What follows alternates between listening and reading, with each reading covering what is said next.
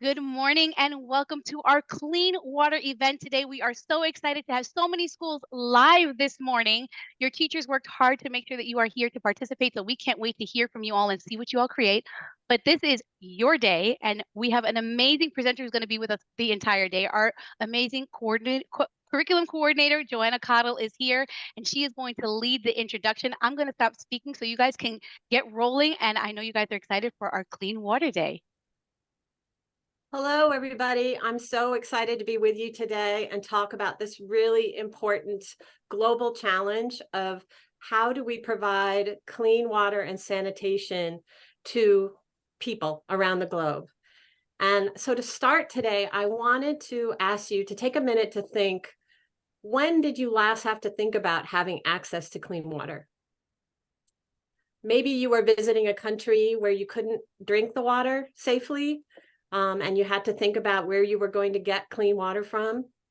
Maybe you've heard about local droughts in your community, and so there's bans on watering lawns or washing your cars.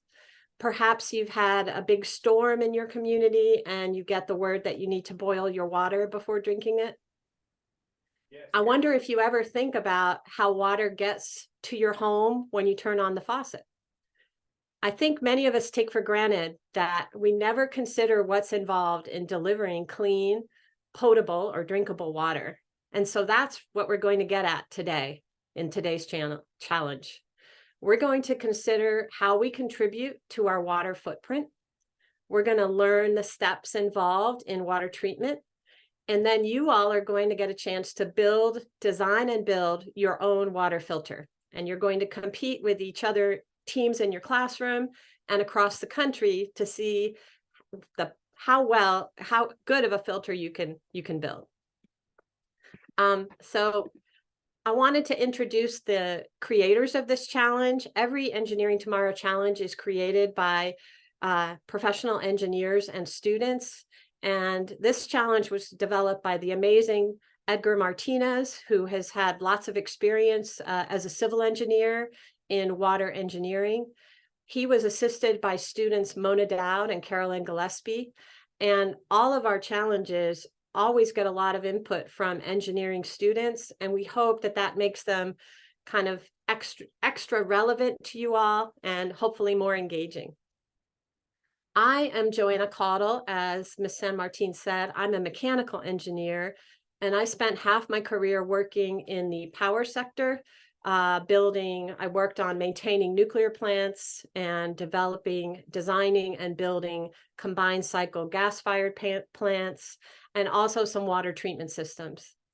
In the second half of my career, I was fortunate to be able to do two things. I worked in a high school as a physics and engineering educator, and I also coordinated the STEM program for students at the school. And now I get to work with the amazing Engineering Tomorrow and help them update and develop new challenges to push out to all of you, and hopefully interest many of you in engineering. That's our biggest goal, is to show you what the fun of engineering can be, the variety of jobs that are out there, and that we need your amazing minds and talents to try to tackle some of these big problems. So let me start by having you just think about get some quantities in your mind. So here are a few questions. Just try to take a guess at how many cups are in a liter, how many cups are in a gallon, and then how much water do you think it might have taken to make a morning cup of coffee? So take a minute to think about those. I don't think we realize sometimes how much water goes into producing the goods and the clothing and the food that we have every day. So here are some answers. Hope you've taken some guesses. There are about 4 cups in a liter, 16 cups in a gallon, but I think you might be surprised to see that there are over 800 cups of water needed to make a morning cup of coffee, because you have to think about growing the crop, producing it, drying the beans, getting those beans from the producer out to market where they're manufactured, and then getting them delivered to your home. That's almost 190 liters. And I don't think we recognize that. If you're interested, you should check out how much later on, you should check out how much water it takes to make a pair of jeans. It's mind-blowing. But the list goes on in the quantity of water it takes. And so reducing the use of water in producing goods and services is a grand challenge for engineers to solve. And here's why. When we think about the available water, fresh water that we have on the planet, it's actually surprising how little there is. Certainly, we know that the Earth is covered with lots of water, but it's mainly salt water in the oceans. About 70% of the Earth is ocean water. So the remaining water on the planet is only about 3%. And then when you break down that 3%, you see that a lot of that water, I think over 70% is tied up in the glaciers as ice. And then the remaining 30% of that fresh water is in underground aquifers and in our rivers, lakes, and streams. Because we can open a faucet and just get clean water, we sometimes forget about water scarcity and the fact that it is one of the grand challenges that engineers are trying to solve. Nearly 800 million people do not have access to clean drinking water. And furthermore, the collection of drinking water falls mainly on women and girls who have to, taking them away from their homes and schools. About 300,000 children are dying each year of preventable waterborne diseases that cause diarrhea. Just this past year, maybe you've been seeing it in the news, the combination of really heavy rainstorms due to climate change and also an El Nino weather year, combined with the shortage of vaccines and poor water and sewer infrastructure, has led to a serious outbreak of cholera in Central and Southern Africa. The cholera epidemic has been caused because the stormwater causes dirty sewage water to mix with cleaner sources of water, making people sick. Access to clean water and sanitation is seen as a basic human right around the globe. And that's why the Academy of Engineering has named providing access to clean water one of the grand challenges for humanity to solve. But the good news is that engineers are working hard to come up with new innovative ways to solve these problems and to figure out ways to get more fresh water for our planet. And one of these ways is reverse osmosis. And so I wanted to show you a quick video. It shows how the reverse osmosis system works briefly. I wanted to also say, I wish I could show you more of this video, but it also shows a process of taking wastewater and recycling it to be used clean again for drinking water. So we have the filtration capability. We have that engineered, but I want you to think about, as you watch this video, some of the advantages and disadvantages of this technology.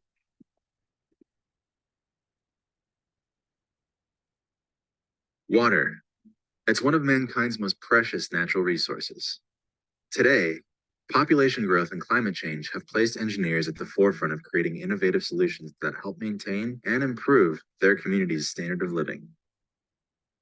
In San Diego, engineers have devised a way to help provide fresh drinking water to residents in this densely populated and drought-stricken region. What is their solution? Place the Pacific Ocean on tap. The role of the seawater desalination plant is to provide a drought-proof supply of water from the Pacific Ocean, a new source of water that's not dependent upon snowpack or rainfall. It's effectively delinked from the hydrologic cycle, so you can always count on this one supply being available, regardless of whether it snows in the Rocky Mountains or snows in the Sierra Nevada, rains here in San Diego County. This supply is always going to be available. The Carlsbad desalination plant became operational in December of 2015 and now provides safe drinking water to over 350,000 residents daily. This plant is an engineering marvel in itself. You can see the complexity of the piping system. These pipes connect the plant processes together. The main treatment process that removes the salt in the water is called reverse osmosis. Inside these white tubes, water passes through a semi-permeable membrane at high pressure. Water that gets through the membrane has the salt particles removed and is now fresh. The holes that make up the semi-permeable membrane inside these tubes are 500,000 times smaller than the size of a human hair. First of all, we need very clean water so you don't plug those holes. But we also need high pressure because the salts can't get through those little holes, so they get washed out through the back of the filter process. After the reverse osmosis process, minerals are added to ensure the produced water meets drinking water aesthetic and anti-corrosion standards. The final result is delicious drinking water sourced from the Pacific Ocean. Those of us on the coast have an option. We have the Pacific Ocean. We have technology available that will allow us to take advantage of that source. And this is certainly not going to be the last plant of this nature.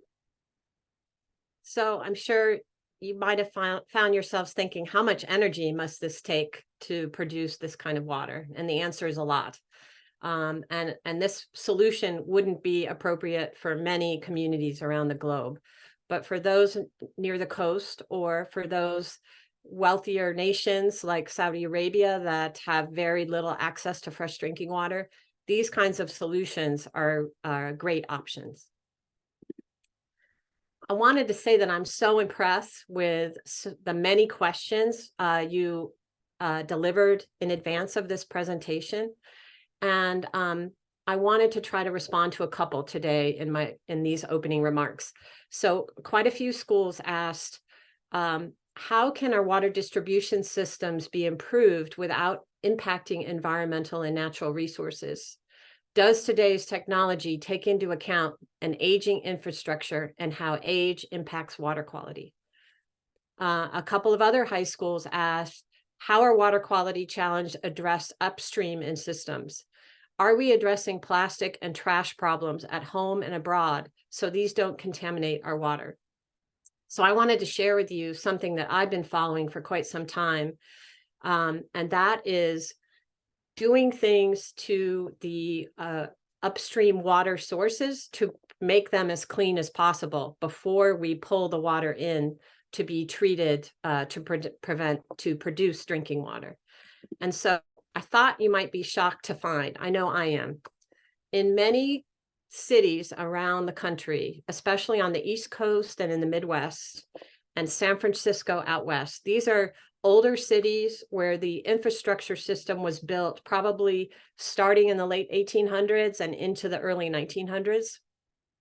They have what's called a combined sewer and stormwater system. And if you look at the picture on the left, that's showing you how it works. Most of the time, the sewage water flows down into a pipe and flows down off to a water treatment system to be cleaned up before it's discharged to our rivers and streams.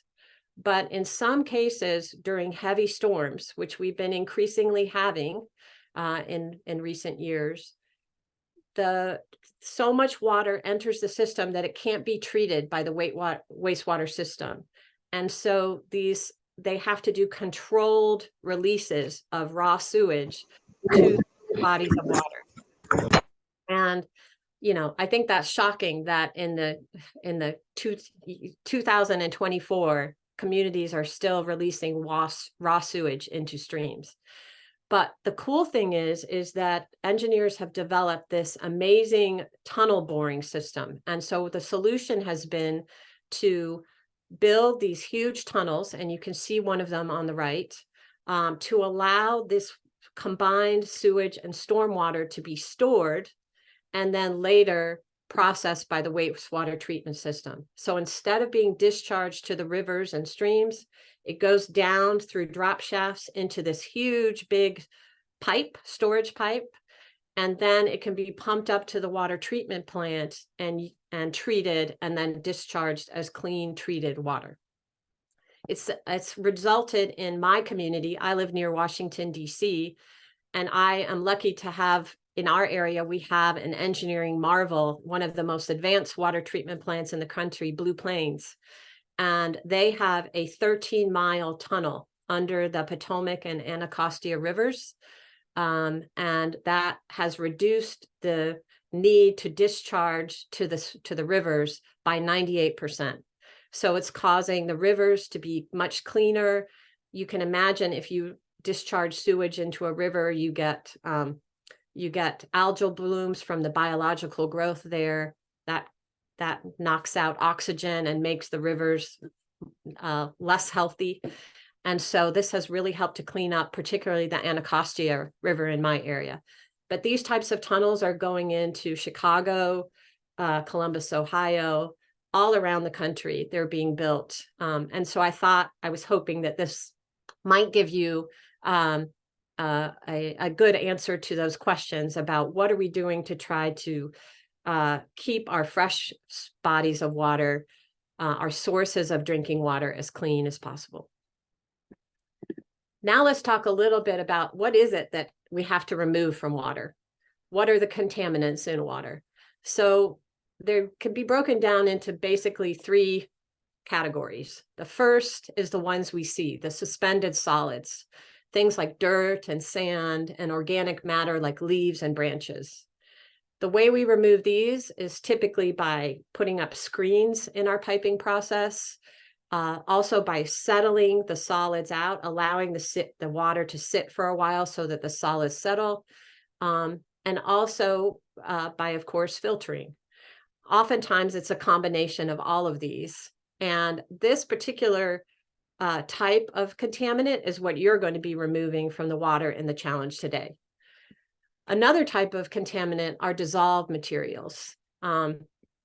These are, water is sort of the universal solvent. It can break down many things. And so sometimes it breaks down compounds into ions. And so we get mineral components like calcium, magnesium, or potassium, but also things that aren't so good like lead. Many dissolved materials exist in their ionic forms in water. And perhaps you've all heard of the tragic example of lead in water in Flint, Michigan, that leached into the water because of the piping system there, and also because of inadequate water monitoring in that community. Another class of compounds that might be less familiar to you are called PFAs. They are per or polyfluoroalkyl substances. And these are chemicals that come from processes like creating grease-resistant paper or wrapping paper, non-stick surfaces on cookware, some cleaning products, and also coatings that are on clothes and carpets.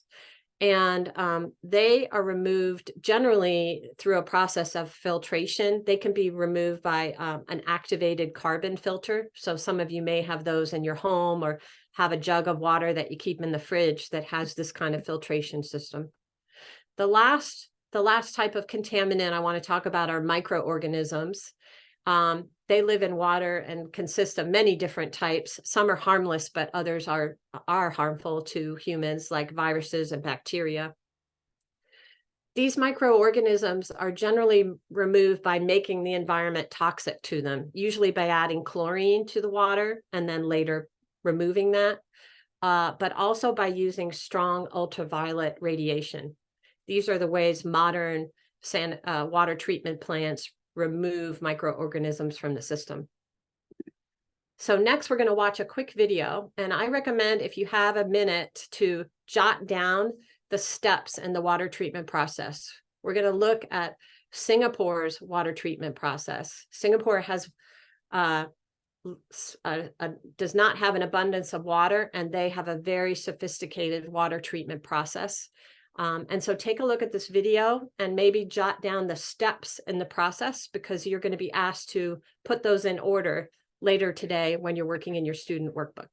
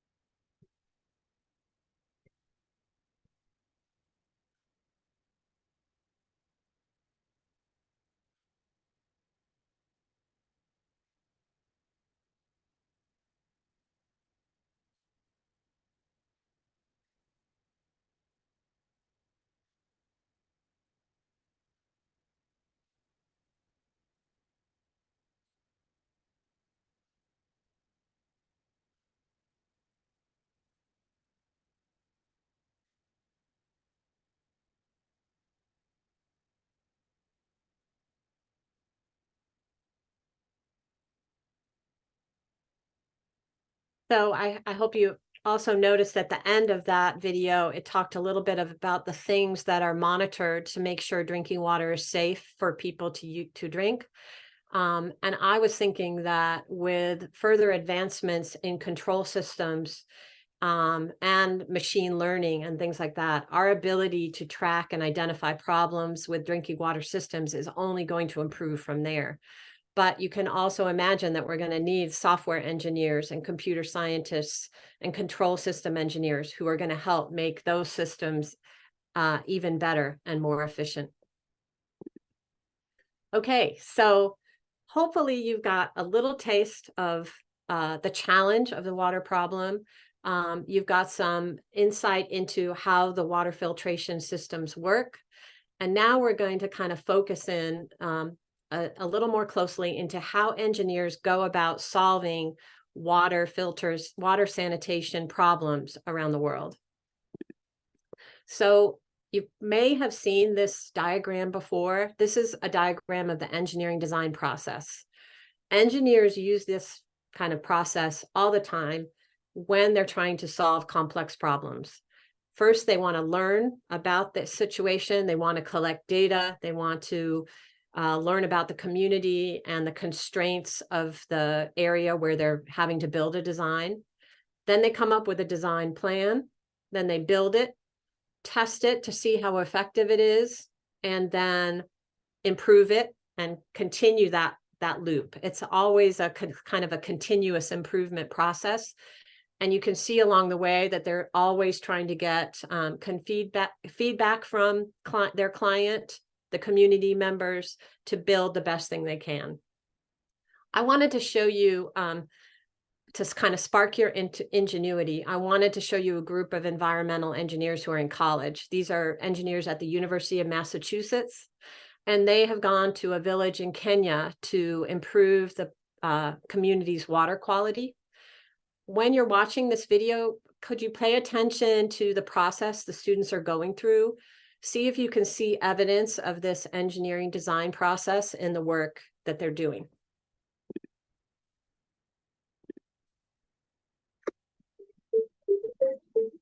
Meanwhile, back in Namawanga village, community leaders have selected sites to be tested for drilling a new well. The UMass team must search deep underground for a sustainable aquifer.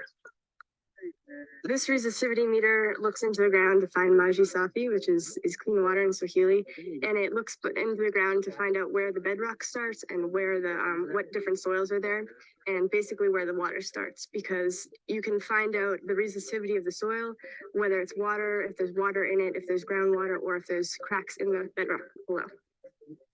5, 10, 15, so only the deepest.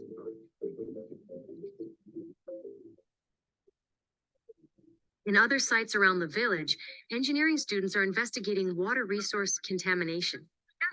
Chemical fertilizers and waste from grazing cattle have been impacting the groundwater. We are going to be testing the water here. This device measures some of the basic elements that engineers and scientists test usually in water. They found no problems with arsenic or fluoride, but they are also measuring other levels such as dissolved oxygen and pH. Okay, the temperature is 23.58 degrees Celsius. Conductivity is 0.190.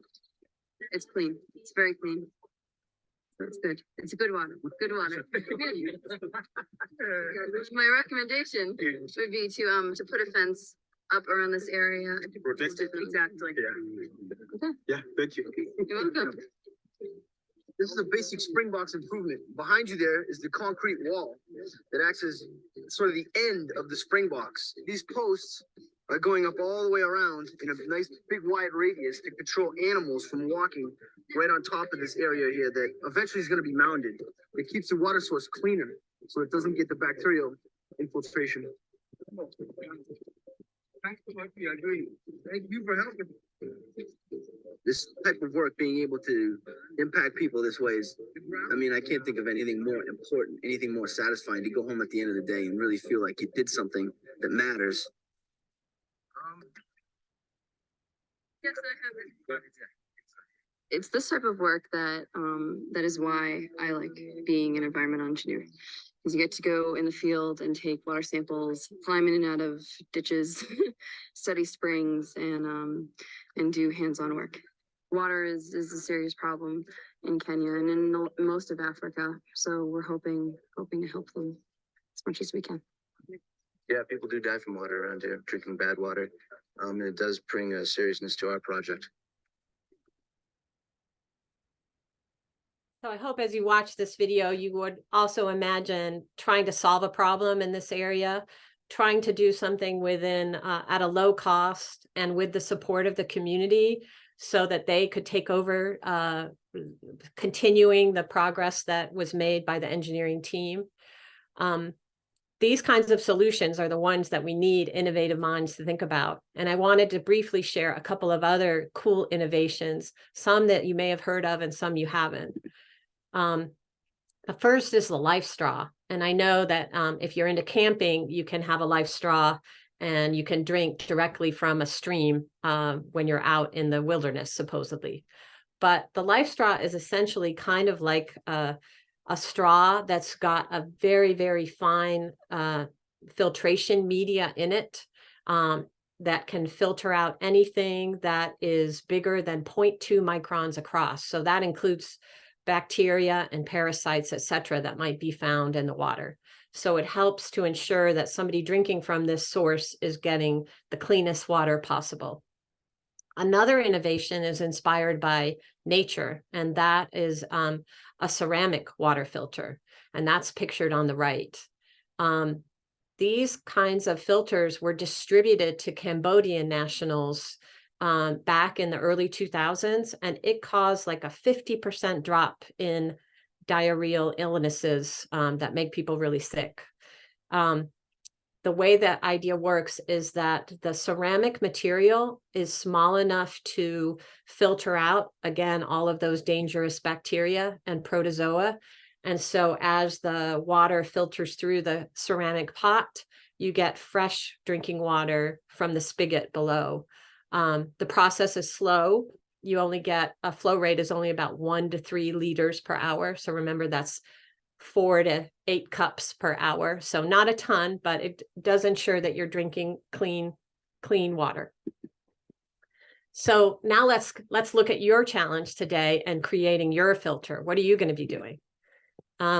You are going to be building a multimedia filter. In a commercial system, it looks like the picture on the left.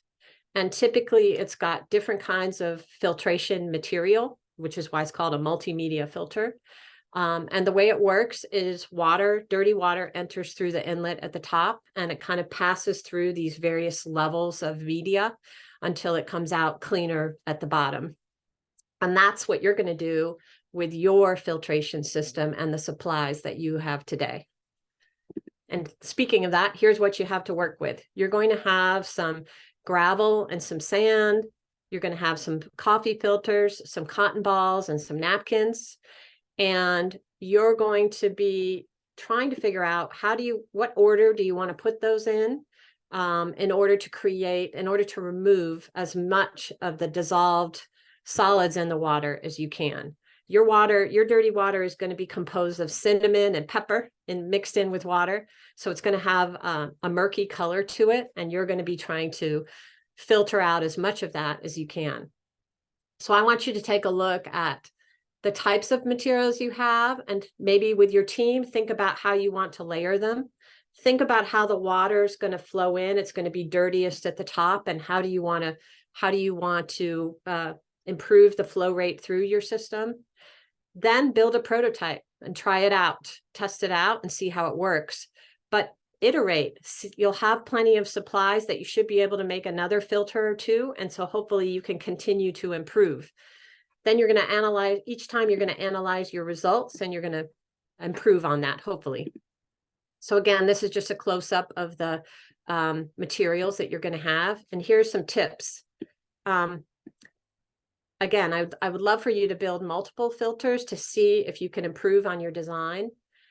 I want you to think about the flow of dirty water through your filter, because there is a constraint, or there is a performance measurement that I want you to make. And that is, how much water does your filter produce in 60 seconds? I want you to take a look at that and have a measure of that, because that's one aspect of the performance of your filter. Another tip I have for you is to clean the filter media before you build your filter. So you're making sure that what you're seeing in your product, the cleaned water from your filter, is actually from your water sample and not stuff that was mixed in with your media that you started with. And again, I want to stress that it would be great if you could try to build a couple of designs so that you could see if you can improve on your initial design. And most importantly, please take some pictures and share them with us. Let us know how it's going. Let us know what you like and what you don't like. We would love to hear that feedback. So here's another way you're going to measure the performance of your sample, and that is kind of the turbidity. This is a sort of a measure of the cloudiness of your water. And here you can see a scale of turbidity readings. You're going to try to match your water color to what you see on this scale. The World Health Organization says that the turbidity of drinking water should always be below 5 NTU. So that's your goal. See if you can get your drinking water below that point. Again, you're going to be looking at the turbidity, and then you're going to be looking at how much water flows through your system in 60 seconds. And when you do that, you're going to then be able to weigh the economics. How does your filter perform compared to how much it costs, which is always something engineers have to keep in mind. And so here is a cost associated with not having really clear water. You can see that as the turbidity goes up, there's a cost associated with that. So you're going to probably have to find a balance between the flow rate and the turbidity, the cleanliness, the clearness of your water. And it'll be fun to hear how you approach that. I'm looking forward to that this afternoon. And finally, if you want to find out more about any of these things, you'll see these in your student workbook. I just wanted to add one more thing. If you wanted to know a little bit more about how you personally can conserve water, and some things that you can do in your household and with your family, I recommend you go to watercalculator.org sometime today and calculate your water footprint. It will also help you to see ways that you could try to reduce the amount of water you use, because I think, as we've all seen today, and you all probably already know, water is such a precious resource, and we have to really think about how we can conserve it moving forward. So with that, I just want to say thank you so much for your time today, and I'm really excited for you to get going on your project. Well, I want to say thank you to Joanna for leading such an amazing introduction. I hope you guys are all excited and ready to build your own water filters. And